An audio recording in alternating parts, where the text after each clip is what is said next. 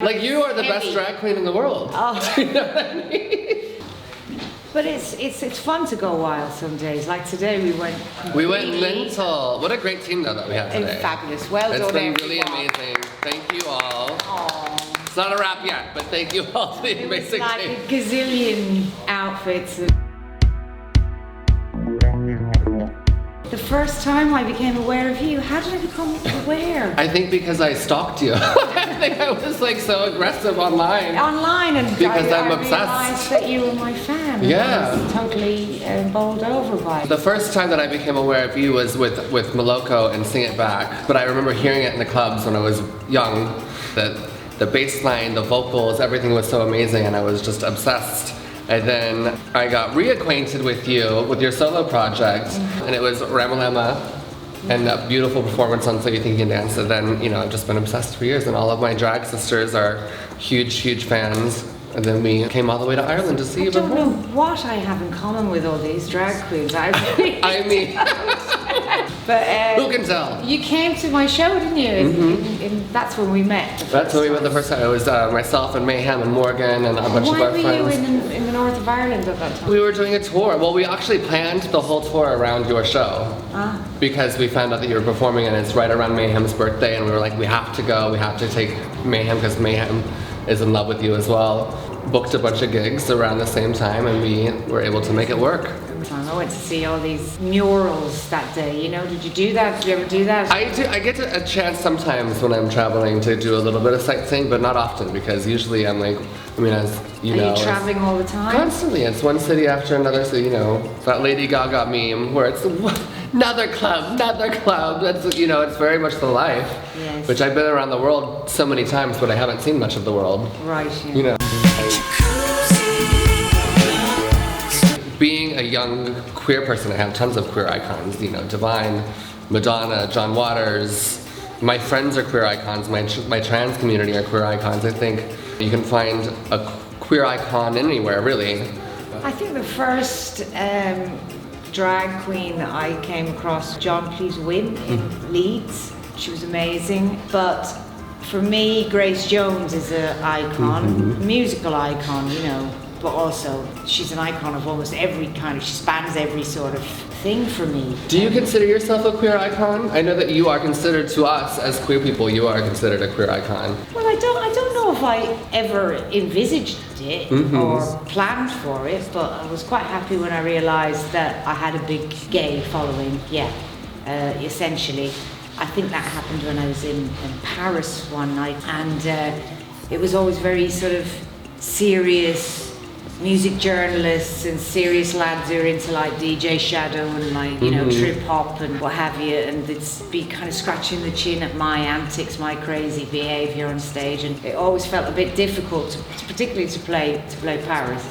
And then one day I walked out on the stage and it was just wall-to-wall men, tops off, hanging out the ceiling, sweat everywhere, screaming. And I thought, this is it, I've come home. It wasn't something that I planned for, but it felt extremely right when it happened. But yeah, a room full of like people who are really up for it is all I want.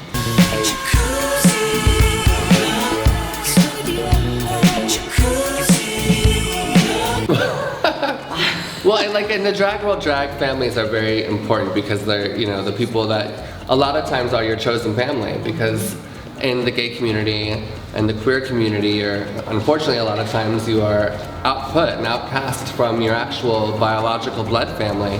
So you have to find a group of people that will take you in and to comfort you and to show you the rope. You know, when I was growing up as a young queer person, I had a supportive sister, but the rest of my family wasn't that supportive. And I found my salvation in my drag family.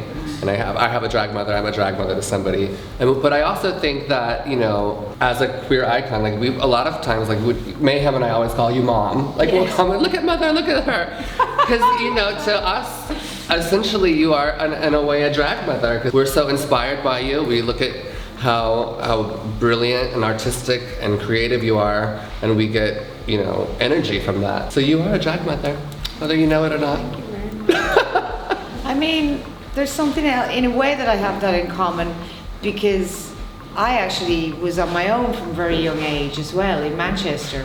My family broke up. We moved from Ireland to Manchester when I was 12, and then my family broke up when I was 15. And I somehow, because of the friendships that I had, decided to stay put and ground myself just where I was. And because I had friendships with weirdos, you know, by that stage, as we would call ourselves, and outsiders, it brought us closer together. And I think weirdos always flock to weirdos. That's you know, right. people like creative energies and strange characters always find their way towards each other. And that's kind of, if they you know, don't, it's bad. It's Yeah. a bad situation. that's, you know, the magic of energy. I keep racing right into the night. I always kind of loathe the term costume, because to me it's not really a costume. Like, I'm not trying to become somebody else or become something different. This is just an extension of who I am. Yeah. So to me it's just like a second skin. It's like Yeah. costumes to me is somebody hiding who you are. Yeah. To me, whatever I'm wearing and portraying is just a way for me to express even more who I am and to share more of myself with my audience. That's exactly how I feel. Yeah. It's a bit of a scary thing. But I mean, I'm playing with masks as well. Yeah. I mean, we all are hide kind my of. face. But in a way, that whole gesture is an expression.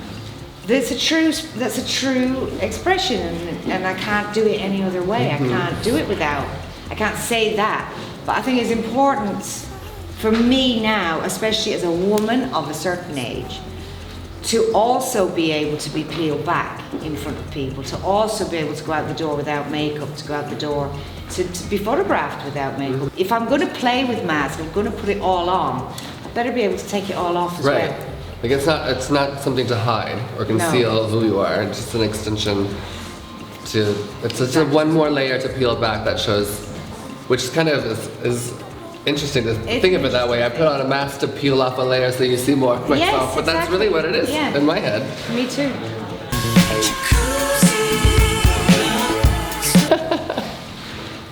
Well, Do you have I fun? have actually, with Barbara Streisand now, I have actually been, because I've been making these videos, as you said. And just as a little extra, I've been editing the videos to Barbara Streisand songs as well. So I did Memories, and I did People, and I did Somewhere for these last 3 videos that I did. I think People.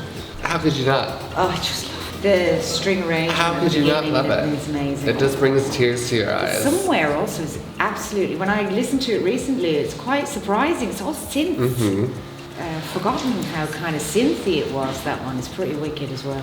I think it's more of a nostalgic moment for me, but one of my favorite Barbara songs is with Celine Dion, Tell Him, because my mother and we would drive around in her in her Chrysler LeBaron, her white Chrysler LeBaron convertible, and we would blast that song and sing it to each other. And it's like one of my fondest memories of my time with my mother. And she's probably gonna start crying when she watches this, but that one, and also Gotta Move. Don't know that one. Gotta move, gotta get out, gotta leave this place. This morning when I was waking Right. up the children, I was calling up the stairs to my partner, Papa, can you hear me? And the children were like, Papa, can you hear us? The whole house came out in this. But yeah, she's great. She's amazing. Oh, yeah. And God damn it, she looks really good. Well, didn't we have a wonderful time? I had an amazing time. It was Thanks. absolutely marvellous. Thank you for watching us here on loverboymagazine.com. See you soon. See you soon. I'm not gonna cry. Oh, don't cry, you big soft.